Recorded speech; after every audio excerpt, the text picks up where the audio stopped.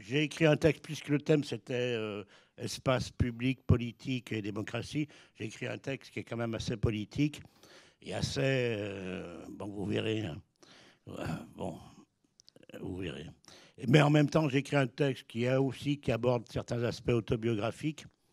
Et puis c'est aussi, je me fais une sorte de mise en scène du texte lui-même. C'est aussi une promenade, une promenade dans Lyon d'une certaine manière. Donc voilà, tout ça est mêlé. Si vous êtes prêts, on va peut-être pas tarder, on va y aller, on va y aller. Rassurez-vous, l'automne me régénère. Les brouillards dont l'épaisseur fruste, poisseuse, me ravissait naguère, se dissipent quand le maigre soleil de novembre baigne sa blondeur dans les reflets d'argent du Rhône et de la Saône. Me baladant, je me suis délecté de la moiteur diffuse où des gamins dispersent les feuilles des tilleuls qui remplacent à Bellecour les marronniers de votre jeunesse, enfin, plutôt de la mienne. J'ai relevé le col de mon veston, me suis dirigé vers l'entrée du théâtre de nos échanges, ai gravi une volée d'escaliers, me suis installé à cette table et, les fleuves célébrant maintenant leurs noces à la proue du vaisseau de métal et de verre ancré dans de novatrices confluences, j'ai un tantinet dépaysé, testé le microphone, dénoué mon écharpe, j'ai dû la laisser, bu une gorgée d'eau de jouvence gazeuse, ne bredouillant qu'indistinctement mon rassurez-vous introductif. Un auditoire averti en valant une dizaine, je mettrais volontiers les pieds dans le plat, confirmant à qui ferait la sourde oreille que pour le plaisir, le clin d'œil malicieux ou tard moins excusable, le parti pris d'originalité du penseur en quête de renom, de buzz, ce gargariston de nos jours, je ne caresse pas la vaine intention d'apparaître à l'occasion de cette rencontre sous les dehors de l'écrivain provocateur, mais aimable de service. Au reste, ma modeste, et je n'y puis rien, peu flatteuse réputation de sniper, toujours prompt à canarder les baudruches de la fête foraine culturelle, me précédant où que j'aille, je ne fourbis ni l'espoir d'une petite gloriole que je savourerais en joyeuse compagnie mon forfait accompli, ni celui, plus trivial, d'attraper les mouches avec du vinaigre, le miel de fleurs épineuses dont je me régale, suffisant à nourrir l'ours mal léché que je me targue d'être. Cela dit, je ne suis pas de bois. S'il m'arrive de sortir de mes gonds où faute confessée s'absout aisément, de ronchonner plus que ne l'autorisent les convenances, j'ai l'âme sensible, pas moins en tout cas que les spécialistes du genre, lesquels draguent sans trop de vergogne les jeunes filles en boutons et les rombières, voire les charlus, les Jésus Lacaille qui promènent leur ennui dans les salons du livre. On ne m'en voudra donc pas de prendre, en dépit de ma gentillesse, le taureau de notre amicale corrida par les cornes. C'est que l'affaire me chiffonne et qu'à force d'entendre discourir ça et là de démocratie, d'écouter les uns, d'observer les autres, je soupçonne la plupart de mes interlocuteurs d'entretenir avec ce concept ou cette réalité souvent labile, fuyante, corrompue peut-être, des relations que le moindre psychosociologue jugerait à bon droit incestueuses, un Oedipe citoyen, assassin de son père, son roi, couchant aveuglément dans l'isoloir conjugal avec sa génitrice. Ce n'est pas tout. Soudés, coalisés en randonnions ou macérant dans des bocaux, les beaux esprits et les philosophes, une poignée de poètes, ainsi que des parlementaires détenteurs de comptes discrets sous les palmiers d'un paradis fiscal, 2-3 péripatéticiennes, des saltimbanques reconvertis dans le commerce équitable ou, drapés d'un étendard tricolore, des punaises de bénitier, des harengères et de vieilles peaux à la recherche du client perdu sur le trottoir électoral, professent un attachement sans borne à son égard, de sorte que, me souvenant entre autres catastrophes des urnes qui propulsèrent Adolf Hitler au sommet d'une Allemagne enceinte du Troisième Reich, il me faut bien, pour commencer, étrier mon public et, sous l'aile de Jean-Jacques Rousseau, auquel on me permettra de rendre hommage, encourir l'anathème afin de davantage me faire comprendre. Une parenthèse me sera pourtant nécessaire.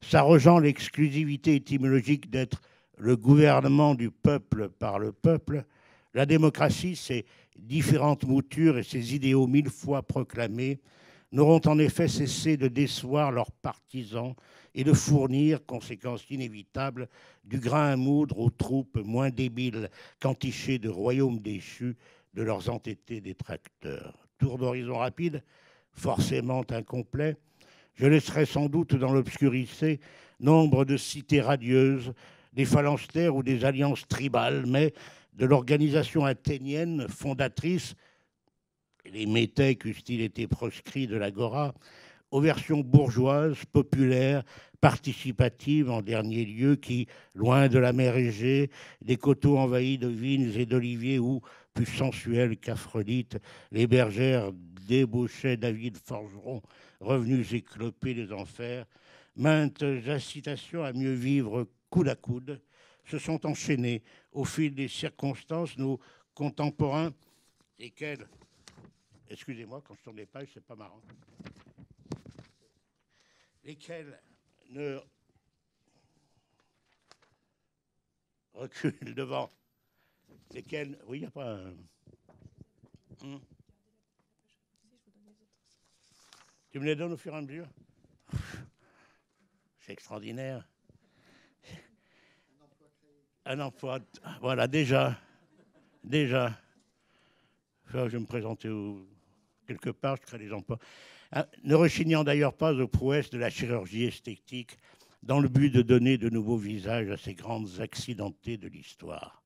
Sans pousser très avant le bouchon, sans outre mesure scruter les sédiments accumulés depuis la mort de Socrate ou, sur l'autre versant du temps, sans s'aventurer plus que de raison dans le vaste labyrinthe des utopies, chacun peut tout de même s'interroger, fouiller, décortiquer cette aporie d'ordre constitutionnel et le peuple, justement, ce peuple que l'on souhaiterait fidèle à sa vocation, libéré de son joug, souverain, se liquéfiant à l'ordinaire en un cloaque où tant d'idéologues, tant d'experts triés sur le volet dissolvent les classes sociales, chacun remarquera que l'expression la plus exigeante de l'espérance démocratique, la plus directe, dut partout, comme à toutes les époques, souffrir les implacables sursauts de la colère légitimiste.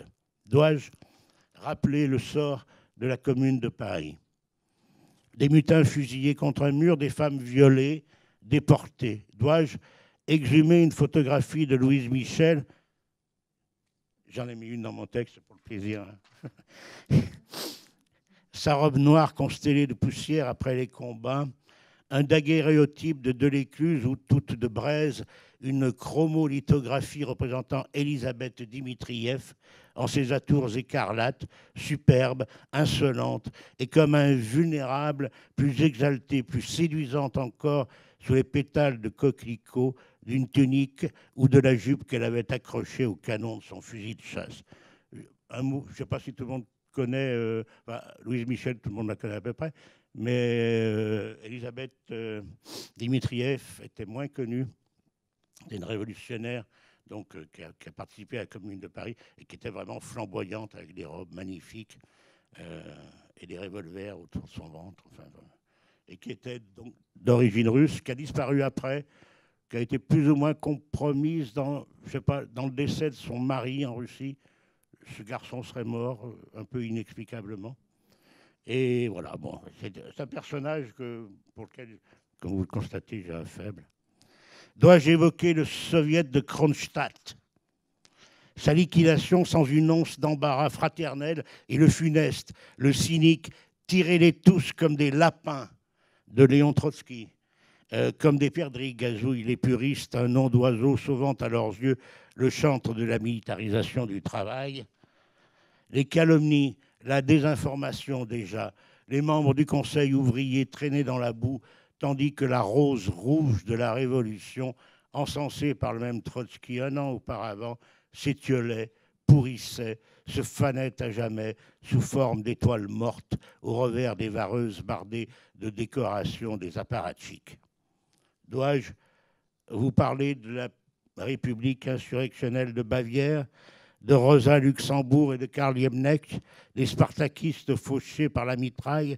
Dois-je mettre sur le tapis les mineurs de 1948, Jules Moche, ses flics et ses compagnies républicaines de sécurité, la Catalogne libertaire où la chose est beaucoup moins tragique, vous en riez parfois, jaune, au bistrot en famille, vos bulletins de vote bafoués quand ils ne comblent pas les attentes des gouvernants? Dois-je détailler d'est en ouest les résultats de référendums franchement xénophobes, inventorier les kilomètres de barbelés, de chevaux de frise ou de murs qui se dressent dans les décombres d'une illusion née sous l'archet de Rostropovitch le 11 novembre 1989 à Berlin? Dois-je, le ridicule ne tuant pas, alerter le secrétariat de l'Académie française et l'épée, le tricorne au vent, exhorter Dany Laferrière, Florence Delay, Pierre Nora ou Jean-Loup Dabelli à pourfendre la haine d'Alain Finkielkraut à l'endroit des gens qui, au printemps de l'année 2016, se réunirent sur les esplanades, les places et dans les squares dévolus à d'improbables nuits debout, un histrion, quant à lui, adepte du nettoyage intempestif, ex-ministre, ex-président de la République, dénonçant illico les individus sans cervelle qui s'efforçaient, maladroitement certes, et alors, d'imaginer une issue à la détresse unanime. Sans cervelle. Venant du battleur plié en deux par la princesse de Clèves, qui dénigrait, brocardait les institutrices occupées à torcher les bambins de l'école maternelle, et on a les chefs d'État que l'on mérite, confondit dans l'exercice de ses fonctions le patronyme de l'auteur du degré zéro de l'écriture avec celui d'un gardien de but dont la France entière avait bécoté le crâne chauve. L'insulte avait de quoi réjouir.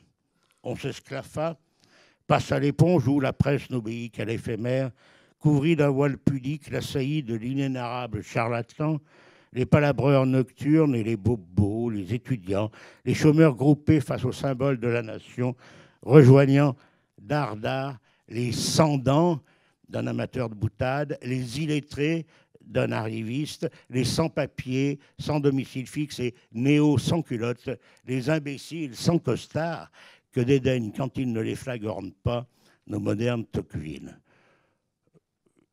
Je voulais oublier personne, mais bon, ils sont tellement terrifiants.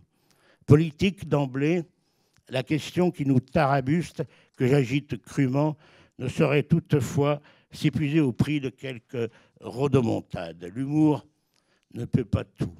La rage s'amenuise, les diatribes n'enfoncent en général que les portes ouvertes. Dès lors, quitte à m'attirer les foudres d'une prévisible exaspération, il me paraît au bas mot judicieux de planter le clou de façon moins équivoque ou, différant ma réponse, d'indiquer sans fioriture que notre sublime démocratie diable, on l'exporte, division blindée à l'appui, la Rimbaud dans les sables du Koweït, la Baudelaire au nord de l'Irak. Je fais une petite parenthèse, on avait envoyé une division intitulée la division blindée Rimbaud.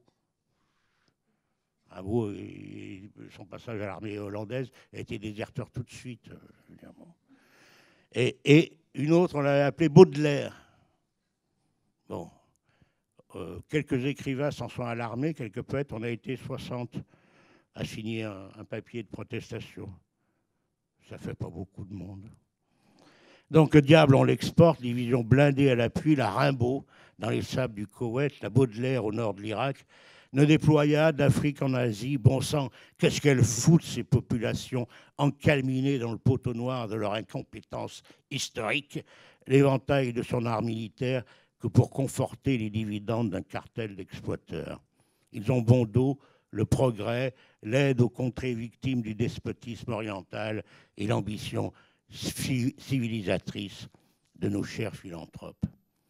Je n'aurais pas le mauvais goût d'énumérer les tripotages financiers de bienfaiteurs aussi respectables que M. Gambetta, que M. Jules Ferry, icônes inamovibles des manuels scolaires jusqu'à l'aube du XXIe siècle. La liste serait fastidieuse et si meilleur styliste que ses illustres confrères, M. Chalmel-Lacour. Il y a une rue à Lyon qui s'appelle Chalmel-Lacour. Vous la trouverez, c'est vers la place Jean-Massé. Préfet du Rhône, puis les gaillards de son calibre, de gauche, de droite, adorent la bastonnade, fossoyeur diligent du soulèvement communard à Lyon, ne flâna pas à la remorque de ses amis pour se remplir les poches. Ses études et réflexions d'un pessimiste, il y traite de Léopardi, du bouddhisme et de Schopenhauer, n'effaceront la ténébreuse affaire tunisienne d'un tableau où s'inscrit en lettres d'or la mâle défense de Jules Ferry. Ce n'est pas un crime, je pense, de vouloir gagner de l'argent. L'axiome pesant son poids, qu'il me soit exceptionnellement permis de rafraîchir les mémoires. Oui, parce que les machines ne se souviennent pas toujours de tout non plus. En 1874, Léon Gambetta orchestra, par l'intermédiaire du journal La République française, dont Chalmel-Lacour, rédacteur attitré, contrôlait et où In cauda venenum influençait la ligne éditoriale, des correspondances visant à déprécier les obligations de la dette tunisienne. Dans la foulée, il obtint le soutien de Jules Ferry, fomentant l'annexion de l'étroite principauté maghrébine et la confiance des boursicoteurs restaurés peu à peu, Mazette, la paix, la miséricorde, l'humanisme régnait de rechef à Carthage, favoriser la remontée des obligations, la plus-value réalisée, cascadant allègrement dans l'escarcelle des spéculateurs et de fort charitables élus du suffrage universel. Ne protestez pas. Ne m'accusez pas, tare fatal, qui me serait consubstantiel, de ne toucher qu'au passé et non sans délectation, de prospecter les poubelles d'une période révolue. La Libye ou la Syrie, le Tchad, les monarchies pétrolières et d'incommodes territoires subsahariens, des Somalies, des Érythrées ou des Venezuela, des Maltes, des îles Caïmans procédant aujourd'hui de combinations et susceptibles d'épauler les prétendants qui aïtaquent sur les marches du palais de l'Élysée au Kremlin ou à la Maison-Blanche, discréditent l'éventuel retour de ce pauvre Ulysse. On sous-estime les ricochets au long cours de pratiques pour le moins analogues. République moralisatrice, maternelle, mais un sou est un sou, capable de jeter sa naissance aux orties lorsque ses intérêts le commandent. République de Gavroche, à condition qu'il meure, de Jean Valjean, à condition qu'il devienne Monsieur Madeleine. Flibustiers et truands n'y cultivent pas que la pègre, la cour des miracles n'est jamais éloignée de la rue de Varennes. C'est sous ce jour, je crois, qu'il faut relire le poème de Rimbaud intitulé « Démocratie ». Il est toujours bon de revenir à Rimbaud. Donc je vous lis le poème de Rimbaud. « Démocratie. Le drapeau va au paysage immonde et notre patois étouffe le tambour. Au centre, nous alimenterons la plus cynique prostitution. Nous massacrerons les révoltes logiques. Aux pays poivrés et détrempés, au service des plus monstrueuses exploitations industrielles et militaires. Au revoir ici, n'importe où, conscrits du bon vouloir, nous aurons la philosophie féroce, ignorant pour la science, rouée pour le confort, la crevaison pour le monde qui va, c'est la vraie marche, en avant, route. » Poème qui, comme une déclaration mise dans la bouche de quelques mandataires du peuple ou de soldats enrôlés dans un régiment courant sus ou rebelle, referme presque le recueil des Illuminations, le voyou de Charleville fustigeant avec son extrême rigueur un système que Marx et Bakounine ou Blanqui ou Vallès, Georges Darien ou Courbet d'un côté, Flaubert et Baudelaire sur la rive adverse, Jules Barbet d'Aurevilly, Léon Bloy, Théophile Gautier et les frères Goncourt identifiaient à la crasse veulerie des bourgeois. Mirbeau en tartina une couche, Péguy déplora la décadence de la mystique républicaine et la victoire de ceux qui font les malins. Rémy de Gourmont, moquant le joujou patriotique, n'hésita pas, en ce qui le concerne, à renvoyer cette engeance mitoyenne entre le marécage et le carnage, entre Panama et fourmis, pestait-il, associant le scandale politico-bancaire et l'impitoyable répression des grèves du 1er mai 1891 à la joviale bassesse de ses aspirations. Je bois un petit coup. Excusez-moi. Je regarde si jamais on me fusille. Étrange sésame. La caverne à laquelle son nom livre accès, démocratie, démocratie, ouvre-toi, regorge de trésors. Mais les événements se répètent, n'y pénètrent pêle-mêle que des malfrats assermentés, des abonnés à la Gazette du Val d'Oise, et il en regroupe plus de 40, un authentique sénat de voleurs. Notant, balisant l'étendue des dégâts, on me fera l'honneur de ne pas subodorer que je cède à l'ancienne du tous pourri en vogue dans les latrines de la citadelle cocardière. L'urgence, bien sûr, a d'autres chats à fouetter. Intègre, imperméable au tintamarre de casseroles qui trament le bruit de fond des actualités, elle ne réside ni ne rôde à proximité des fosses à Purin, mais des crotons sans plus nous pincer les narines les écuries d'Augias, cogne, s'insurge, contestant avec l'énergie de son jusqu'au-boutisme l'idée pernicieuse que des partis, des ligues ou des rassemblements désireux de montrer naturellement patte blanche répondraient mal, voyons, nul ne mélange torchons et serviettes aux questions somme toute pertinentes qu'il soulève. Idée fallacieuse, colportée d'hebdomadaire en mensuel par l'indéfectible cohorte des éditorialistes, ces ravages brisent les plafonds de verre et tant va la cruche au mensonge qu'à la fin elle éclabousse l'évidence, oblitère le fait que c'est en falsifiant tout examen, que ces mêmes ligues, ces mêmes partis, ces mêmes adulateurs de Jeanne d'Arc, de Maurras et de Charles Martel, d'Éric Zemmour, de Renaud Camus, de Richard Millet, contraignent leurs concurrents à épouser leur thèse. J'insiste sur cette espèce d'imposture qu'il y a toujours à dire que certaines personnes poseraient des vraies questions en leur apportant des réponses. Non, non, ils ne posent pas de bonnes questions. Comme disait un penseur du XIXe siècle, ce n'est pas seulement dans les réponses qu'il y avait falsification, mais dans la question elle-même. Donc voilà, c'est les questions qui sont déjà fausses. Alors après, si tout le monde veut répondre à de fausses questions, on ne risque pas d'avoir des réponses justes. N'empêche, un souffle singulier, une drôle de trompette ou de buxin, un corps, un bugle, un clairon sonnant quelquefois aux confins, les vers de José Maria de Heredia. Non, là, je m'adresse aux plus vieux quand même. Les vers de José Maria de Heredia que nous annonnions autrefois après avoir collé l'indispensable Malabar ou le Hollywood chewing-gum réglementaire sous le bureau du voisin. Donc je vais citer mon Heredia, comme un vol de Gerfaux hors du charnier natal, fatigués de porter leur misère hautaine. Là, je demande pardon aux moins de 90 ans. De Palos, de Moguer, routiers et capitaines partaient ivres d'un rêve héroïque et brutal. Ils allaient conquérir le fabuleux métal que Cipango mûrit dans ses mines lointaines. Et les vents alizés agitaient leurs antennes au bord mystérieux du monde occidental. Voilà, il y en a un qui suit. Hein. Ces vers tonitruants, mélodieux au moment de s'éteindre, se parent soudain d'un surcroît d'acuité, les charognards et les rapaces, les conquistadors sanglés dans leurs armures, les apôtres de la colonisation comme les garants de la pureté raciale, paradant sur le fumier quand, à l'opposé, il nous incombe de prendre sans délai le pouls d'une société foncièrement inégalitaire, la sacro-sainte propriété que Jean-Jacques avait dans son admirable pamphlet de 1755, situé aux racines du drame, se métamorphoserait-elle, zen, cool, ça me fait trop rire, en lot d'existence qui bradent leur imaginaire aux marchands de sagas spatio-temporelles et d'héroïques fantaisies. Poncif, banalité critique, je ne chicanerai pas.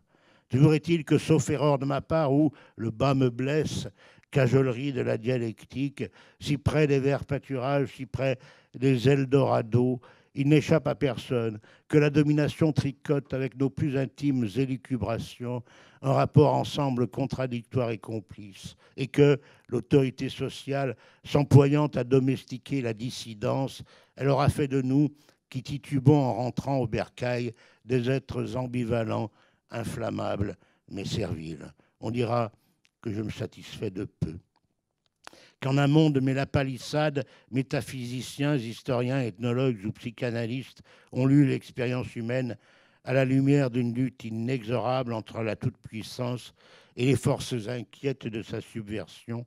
La première, infatuée de prérogatives économiques, ne se limitant pas à la soumission des secondes, mais béante, les phagocytant sous prétexte de mythes ou d'affirmations religieuses. Net, sans bavure, les résultats tombèrent comme des têtes. La boucle était bouclée. Le problème résolu, classé, étiqueté, la fiction s'y greffant aux apparences et au paradoxal défaut de réalité d'un milieu décidément matériel, tangible, lourd, palpable, la poésie sous haute surveillance, Hugo, Mallarmé, Verlaine, Marcine, Desbordes-Valmore, privés de munitions, ne réussit à ruiner les temples édifiés à grand renfort de marbre, de béton ou de matériaux composites par les architectes en charge des travaux qu'avaient ordonnés pharaons et empereurs enclins au plébiscite. Ne niez pas, vous redoutez le pire. Patience. Il bondira de sa boîte, empruntera des chemins de traverse où les errances et divagations auxquelles je m'applique, ayant éreinté la majorité d'entre vous, ira se réfugier dans un coin de mes œuvres complètes.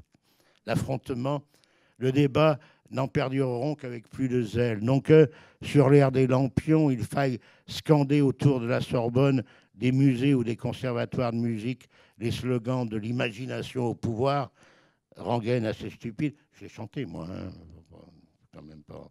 Et qui se pavanent dans leurs bureaux, leurs officines, leurs préfectures, leurs cabinets consultatifs, leurs salles de rédaction, n'enthousiasma que de futurs gestionnaires, mais parce que l'excès, le surplus d'intensité signifiante ne peuvent survivre et se développer qu'au détriment de la férule gouvernementale.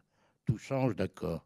Les chameaux de la parabole se faufilent par le chat des aiguilles, les chiens aboient, les caravanes passent, tout recommence, tout chancelle et se perpétue, balkanisé, ramifié, en réseau d'hébétudes partageables, le pouvoir, fardé mais identique, prospérant à l'abri de liaisons spectrales qui naissent, agonisent, crèvent ou prolifèrent en fonction d'une durée que l'on atteste enfin réelle, puisque secondes, minutes, journées, semaines, l'horloge sur quoi le courroux s'abattait n'est plus la cible de notre effervescence. Je fais allusion là aux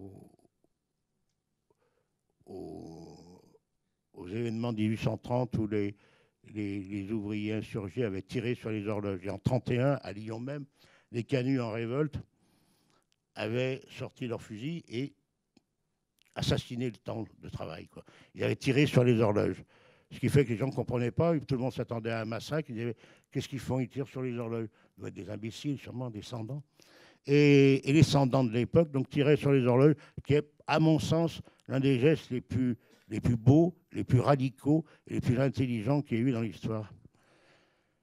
Nous en sommes là, gavés, bouffis de fantasmagories numériques, roulés dans la farine, entassés à bord d'un radeau d'avatars dont les plus démunis, pour de vrai, basculent dans la démence alors que des migrants ont l'exquise politesse de se noyer sous l'objectif des caméras de l'information permanente. Nous marchons, nous nous taisons, vides, criblés d'amour et de chagrin. Des pierres, des ossements gisent sur la chaussée, des taches brunes, dorées ou lits de vin, rondes comme celles qu'un garçonnet reluquait sur les mains de son père quand le vieux, avec précaution, tapotait une cigarette avant de fumer en silence, macule de rouille la tôle ondulée des hangars. À la lisière du village, on distingue des hortensias, des hématomes sur la mer et la marée, je l'ai dans le cœur qui me remonte comme un signe, des goémons de nécropole. Petite citation de Léo Ferré au passage. Il fait chaud ou froid, on câline de gros matous qui ronronnent dans une corbeille, un bichon, un caniche, des petits-enfants que l'on garde à Pâques, à la Toussaint, les emmenant se recueillir au cimetière où les chrysanthèmes, le calanchoé rouge, c'était sa couleur à maman. Bien répartis sur la dalle, on murmure que ce Jean-Marie, cette Catherine, ce Johannes, cet Auguste. Non, je vous le dirai après. Ce Giovanni, cette Rachida, ce Mohamed, cette Agnieszka sont leurs ancêtres.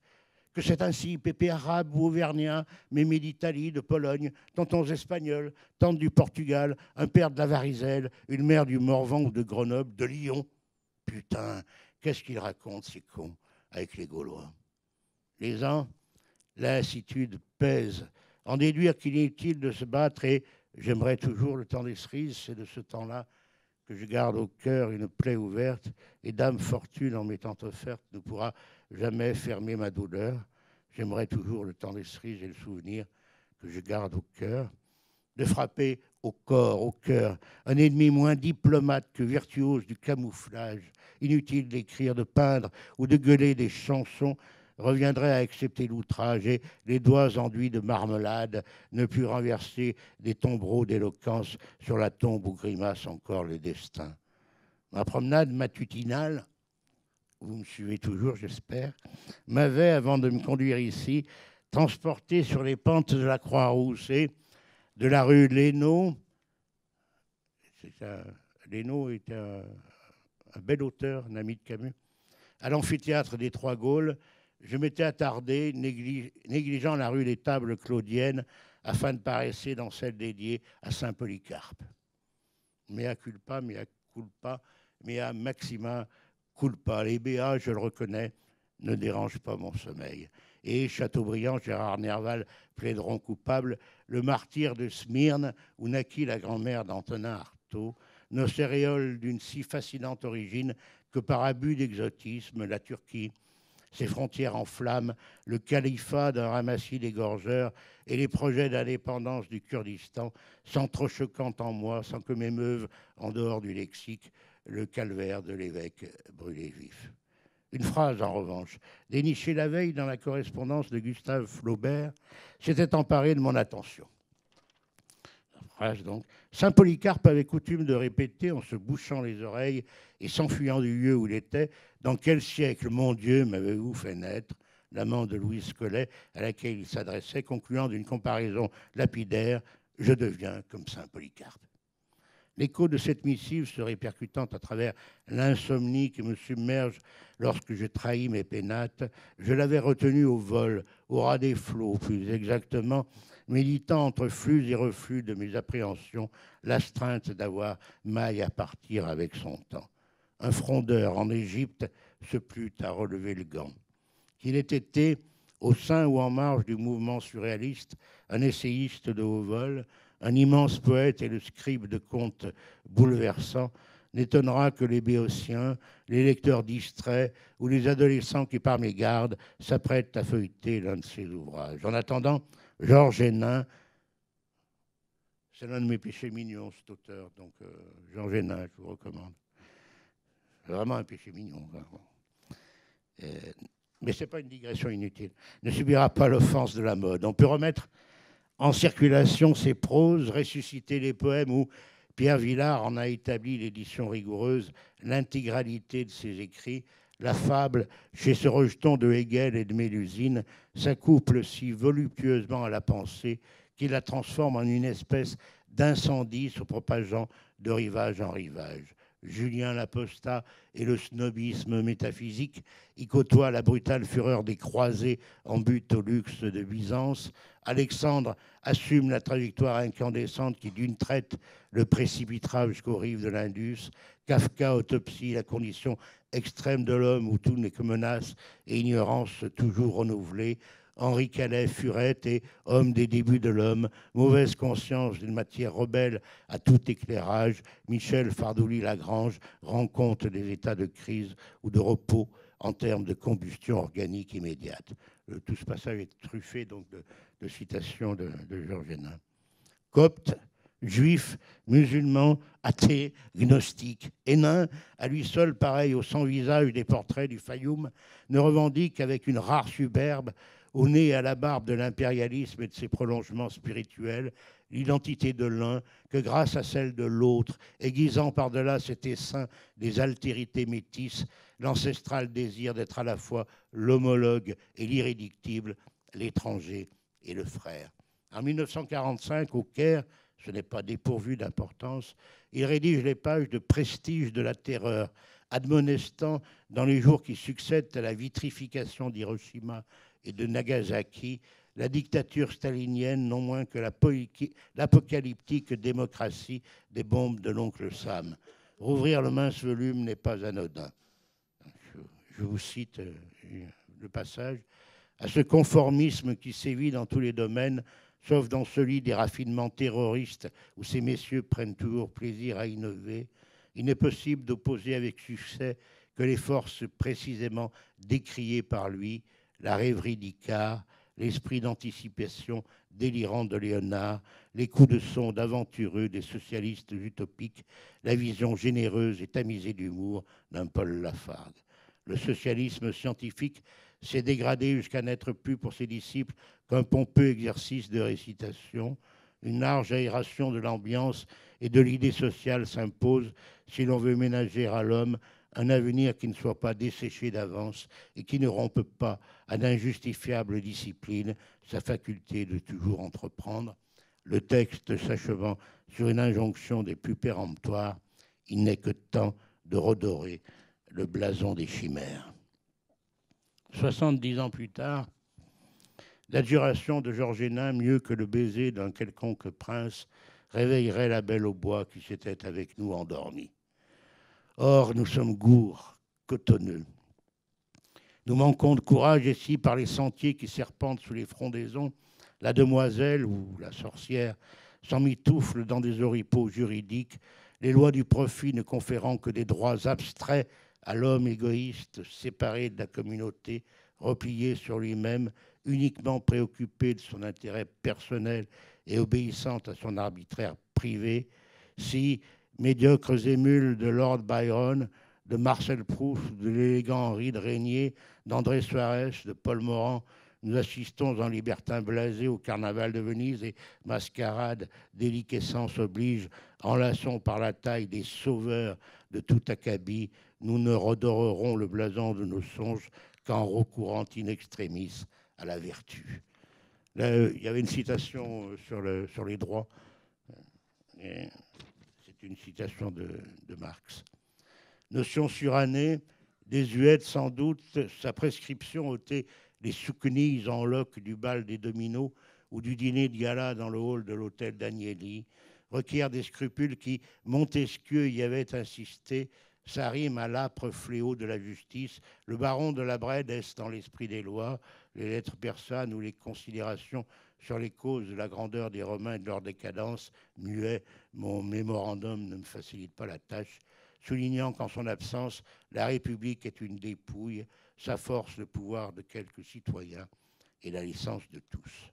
Je devine des soupirs, discerne les grignotements du rongeur chronophage tapi dans votre smartphone, détecte des froncements de sourcils où, il ne devrait plus y en avoir pour des plombes, relève à vos gestes contraints les traces d'une résignation courtoise, compréhensive, laquelle, pardon, merci, adieu les doges, adieu les gondoles, m'octroie tout de go une nouvelle parenthèse.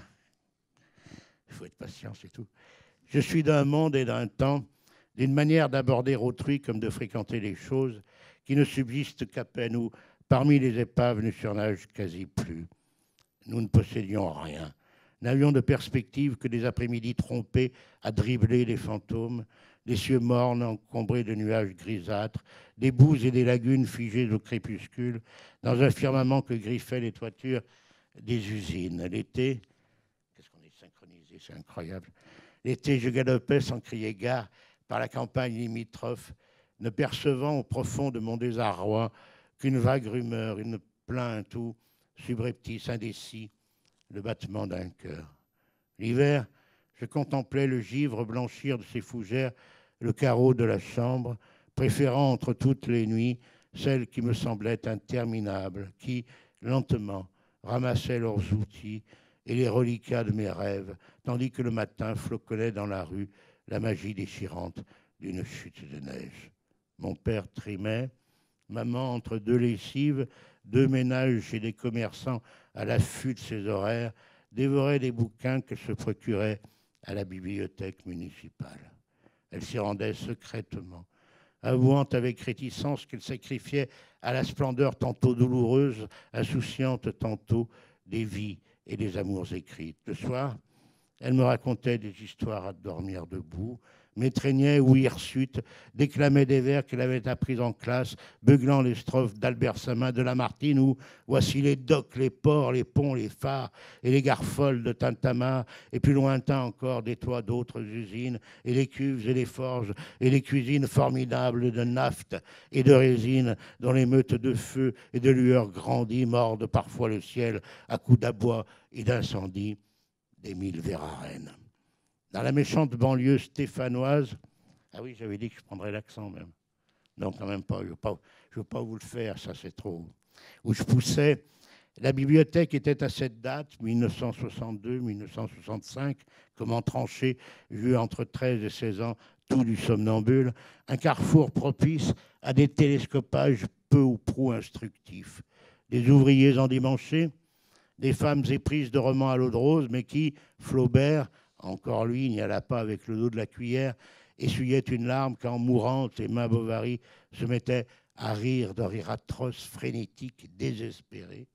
Des bellâtres campant les poètes maudits et divers quidams faisant office de figures locales, pédagogues en rupture d'internat, historiens arborant crinière ébouriffée sous la casquette, clochards qui citaient Diogène, Épicure, Platon, Démocrite, s'y coudoyaient, se saluant d'un hochement de tête ou d'un léger signe du doigt, effleurant le couvre-chef.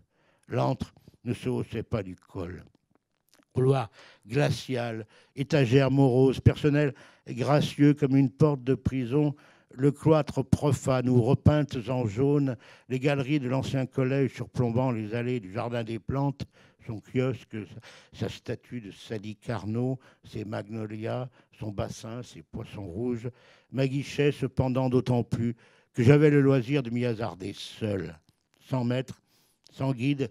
Mes investigations à l'intérieur des pièces échelonnées à l'angle de la mairie et du bâtiment utilisé par les jardiniers municipaux me familiarisèrent avec de dangereux paroissiens, Nietzsche, Théâtre Chardin, Octavio Paz, la lecture de ces ostrogos ne m'interdisant pas de m'abîmer dans les épopées relatant les exploits d'un pirate ou d'un champion cycliste. On lit fébrilement lorsque chaque phrase est neuve. Je me plongeais dans des récits abracadabrants, des intrigues inextricables, ne m'alignant encore dans des tournois de football qu'avec la ferme volonté d'expédier le cuir par un chaos d'étoiles, Aramis, D'Artagnan, Athos, Porthos sous la même cape, la même tunique écarlate du club olympique de Saint-Chamond, qu'avaient également revêtu Lucien de Rubempré, Jacques le Croquant et le capitaine Fracasse. Je ne convoque pas ces souvenirs comme on solde ses frusques au bazar de la nostalgie. La bibliothèque de ma ville natale sent-elle renfermée, son allure austère, laquelle intimidait, je ne l'ai pas caché, saignant de son aura cendreuse, un genre de grenier d'abondance dont j'étais évincé. C'était la norme. Hormis un carteron d'élèves sortis du rang qui s'exposaient à la vindicte et aux railleries de leurs camarades, les enfants des classes besogneuses renonçaient aux études, mais brimés, humiliés quand ils étaient surpris en flagrant délit d'intelligence avec la caste érudite, des mioches à la dérive et d'espiègles Marguerite Duras, piquetées d'acné juvénile, se glissaient par des filles dans les corridors du bloco où s'empilaient les livres. Le seuil franchi, ils ne furetaient, n'épluchaient pas le catalogue pour se distraire. Savoir, en revanche, apprendre. Comprendre pourquoi le monde, ses steppes, sa muraille de Chine, ses merveilles et ses gouffres, les sales guerres en Algérie, au Vietnam, ses plages normandes, son Orénoque, les courbes du Lignon, ses Macao, Pondichéry, Chandernagore, son ballon d'Alsace et son Amazone n'exhibaient pas à tous le même profil. Atteindre l'autre berge, déchiffrer des grimoires, graver l'écorce des platanes et des bouleaux en ressassant des substantifs énigmatiques. Lansquenet, turiféraire, palimpseste, boa, gerçure, palinodie, guépard, ectoplasme, indigène, propédeutique, accéder au mystère et à la richesse d'un langage dont ils avaient été expropriés, l'éprouvant physiquement, viscéralement, cette indigence. Je te nique, baise-moi, je t'encule, je vais te tringler, salope, n'ayant jamais été pour eux que la prononciation châtrée d'un formulable « je t'aime ». Excusez-moi pour ces mots qui font partie de ma langue maternelle. Et quand je dis langue maternelle, il faut le prendre au sens strict. Ils écoutaient du rock'n'roll, chantaient du Brassens et du Léo Ferré, du Presley, du Gene Vincent et du Catherine Sauvage, grommelaient le testament de Villon et Dieu. Si j'eusse étudié au temps de ma jeunesse folle et à bonnes mœurs dédiée, juste maison et couche molle, mais quoi, je fuis ouais l'école, comme fait le mauvais enfant, en écrivant cette parole à peu que le cœur ne me fend, se coiffait comme James Dean ou comme Eddie Mitchell. C'est acétone, dans le sillage d'une enfance qui s'effiloche, mais dont la queue de comète, si elle ne brille, lui suffisamment pour instruire les adultes auxquels nous avions confié nos cartables, qu'il serait crucial d'esquisser les contours des enfances présentes, des enfances à venir, et l'accroissement de l'espérance de vie ne milite pas en faveur de nos facultés cérébrales, d'anticiper la destinée de ceux qui nous remplaceront, l'école, les universités, les centres sociaux dont pas un membre n'ose enfreindre les règles, les instituts de recherche, les bibliothèques et leurs hypostases, médiathèques, ludothèques, vidéothèques, ne pouvant consentir au statut d'agence ou de succursale de la bureaucratie ministérielle. Qu'en est-il, partant, de la maison commune, de ces lieux où vous y travaillez, je n'aurai pas l'outrecuidance de distribuer les bons points, les conseils, un geste, un mot, la prise en compte de sensibilités antagonistes et la remise en cause des hiérarchies faussement débonnaires qui les administrent réconcilierait peut-être les modalités du partenariat quotidien avec l'image qui nous tourmente d'une société moins imparfaite. Je sais. La promesse aura beaucoup divagué, du sang sur les mains ou sous les paupières, ces faisceaux de colombes alimentant d'innombrables bûchers. Les deuils ne scintillent plus. L'âge d'or, l'anarchie bienheureuse se recroqueville dans les cabanes des zones à défendre où des Sioux, des Cheyennes de la classe moyenne, sympathiques, bricolent des arcs et des flèches, peinture de guerre aux joues, retour à la nature et au troc en guise de révolution, d'archipels enchantés et de nations en joie. Elles tanguent étourdiment les nefs des réprouvés. Le XXe siècle s'en avisa.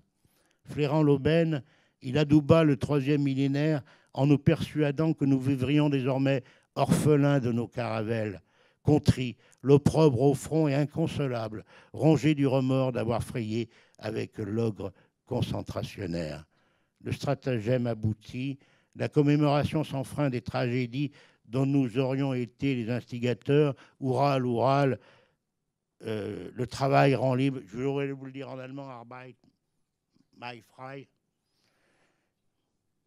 funeste mémoire, Ural aussi d'ailleurs, réduisant au strict minimum les aspirations à changer la vie comme à transformer le monde qui nous obsède encore. Camille de Toledo résume, c'est un excellent essayiste, hein, Camille de Toledo, résume, citation, en faisant heureusement triompher une morale et un ordre libérés des totalitarismes, la chute du mur de Berlin a, dans le même mouvement, neutralisé les puissances de l'invention, du désir, du rêve, et construit un avenir à partir de l'hypnose, de l'obsession et de l'envoûtement des morts. On ne théorisera donc plus que le cauchemar, refusera d'escorter la naissance du jour et le déclin, le naufrage sempiternellement annoncé, validera la législation de la peur qui s'étend sur nos villes. Depuis 1945, explique de Toledo, le socle de notre hantise n'a fait que s'élargir, sans jamais intégrer dans le bloc constitutionnel de nos hontes les arrachements, les crimes et les douleurs du colonialisme ou de l'esclavage. Et nous voilà cernés d'interdictions légitimes, sans le recours d'un autre acte fondateur que la leçon du XXe siècle, un acte auquel nous ayons participé comme citoyens, comme sujets libres. En cela, nous sommes attachés à notre tristesse. La guerre, la destruction, le massacre sont notre constitution intime, c'est notre faute, notre chute, notre honte qui sont au fondement de l'ordre où nous vivons. Bon, je fais quelques citations parce que, de temps en temps,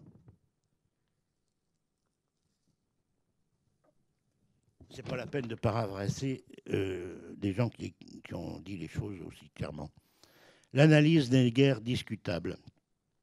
Nous invitons à déconstruire cet ordre et nous en sommes les acteurs, les jouets, les témoins, à suspecter la démocratie d'être tout bien pesé sa propre crise.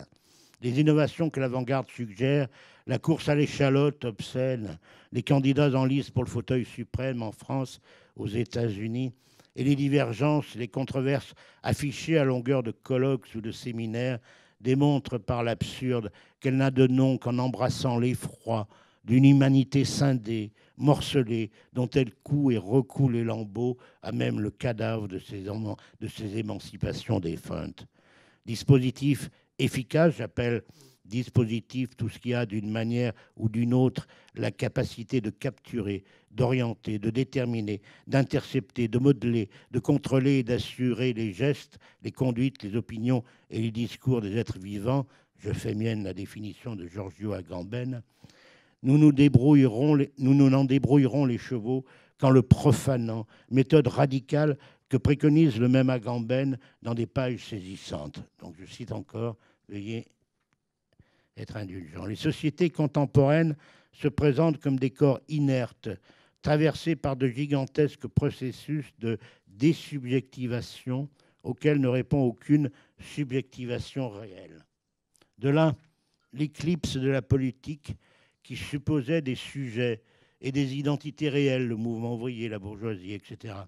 Et le triomphe de l'économie, c'est-à-dire d'une pure activité de gouvernement qui ne poursuit rien d'autre que sa reproduction. Aussi, la droite et la gauche qui se succèdent aujourd'hui pour gérer le pouvoir ont-elles bien peu de rapport avec le contexte politique d'où proviennent les termes qui les désignent.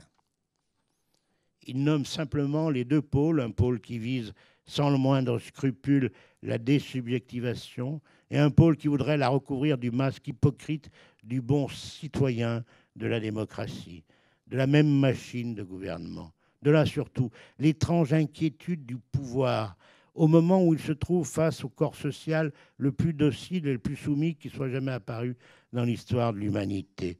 Ce n'est pas par un paradoxe apparent que le citoyen inoffensif des démocraties post-industrielles, celui qui exécute avec zèle tout ce qu'on lui dit de faire et qui ne s'oppose pas à ce que ses gestes les plus quotidiens, ceux qui concernent sa santé, ses possibilités d'évasion comme ses activités, son alimentation comme ses désirs, soient commandés et contrôlés par des dispositifs jusque dans les détails les plus infimes, que ce citoyen donc, et peut-être précisément à cause de cela, soit considéré comme un terroriste potentiel. J'interromps ma lecture. Espace citoyen, démocratie, politique, violons et sérénades, roulement de tambour, je n'ai pas oublié la Trinité princeps, elle est retrouvée quoi? L'éternité, c'est la mer allée avec le soleil, c'est du Rimbaud. N'adhérerai-je à son incarnation qu'à l'instant où le poème de Rimbaud s'effondre? N'est-ce pas à gérer, auto-gérer au besoin, les mille et une variantes de l'aliénation que sans temps mort, sans entrave, bonjour Guy Debord, un patronat réceptif aux ressources humaines aimerait nous initier le plus de démocratie, la démocratie autrement, les collégialités responsables ou les enquêtes contributives, l'abnégation civile et festive, le décervelage des filles et des fils du but connectés à leurs clones, multipliant les rouages d'une coercition aussi perverse que doucereuse. Mais revenons à Agamben. Je reprends donc la citation. Plus les dispositifs se font envahissants et disséminent leur pouvoir dans chaque secteur de notre vie, plus le gouvernement se trouve face à un élément insaisissable qui semble d'autant plus se soustraire à sa prise qu'il s'y soumet avec docilité. Cela ne signifie pas que ce dernier représente en soi un élément révolutionnaire, ni qu'il puisse arrêter ou même seulement menacer la machine gouvernementale.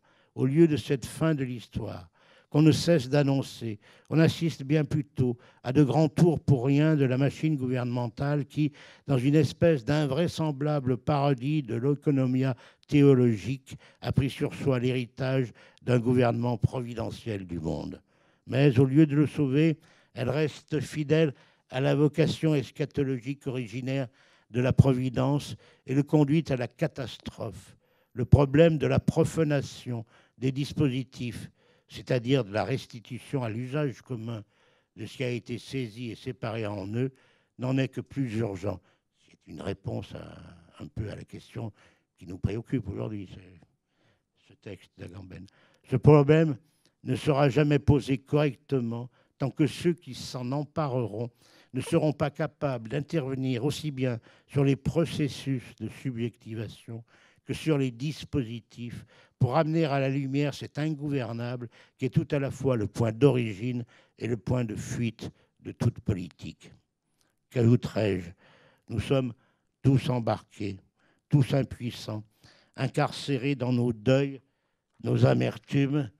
Le malheur n'est plus que ce type qui déambule dans la salle des pas perdus d'une garde province et elle était maquillée comme une star de ciné, accoudée au jukebox.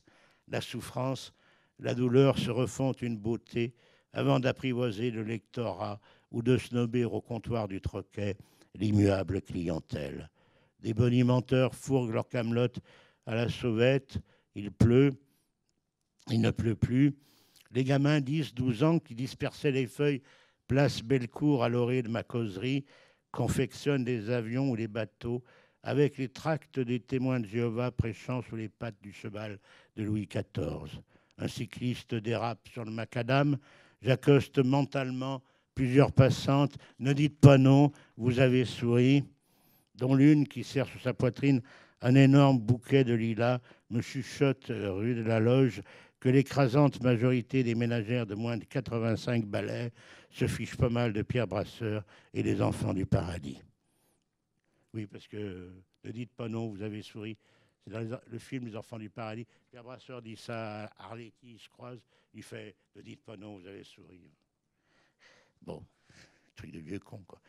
Que faire, que dire, où aller? Vers quel butoir incertain de l'espace? Quelle petite vie au détour du matin qui renifle les bêtés dans le café des tasses, l'indigent et cruel mélange du destin. Moins poète que René Guicadou, dont je viens de citer les vers, Vladimir Ilitch Ulyanov misa sur l'électrification. Serge Есенine s'entailla les veines, Maïkovski, grande gueule pourtant, se convainquit au mois d'avril 1930 que la barque de l'amour s'était brisée contre la vie courante. Repriser les chaussettes, ravaler les façades, colmater les brèches, écoper, raccommoder, graisser les serrures, ressemeler ses croquenots, rapiécer son enfance, radouber les navires, dépanner, rabibocher, rafistoler. Je n'en eus pour ma part ni l'envie ni le temps. Ce que j'ai désiré ou fait, la démocratie, ma démocratie, n'est pas une sainte nitouche, c'était pour tout de suite, pour maintenant. Les miettes iront aux oiseaux, aux pigeons qui roucoulent, aux corneilles, aux rouges-gorges et aux merles, aux chardonnerets, aux mômes qu'emportent les licornes d'un carrousel, ou aux vieillards assis toujours sur le même banc, aux rats des égouts, aux anges qui frissonnent, aux chevaux de bois. J'ai fini. Je renoue mon écharpe mentale, vide mon verre d'eau gazeuse, range mes feuillets. La promeneuse de la rue de la Loge, qui veut bien de moi, ti voglio bene, si, ti voglio bene, me sourit. Elle a dans le bleu de ses yeux plus de feu qu'il n'en faut pour embraser d'azur les fagots d'algues sombres que la mer, sur le sable, abandonne à l'heure de se retirer. Je vous remercie.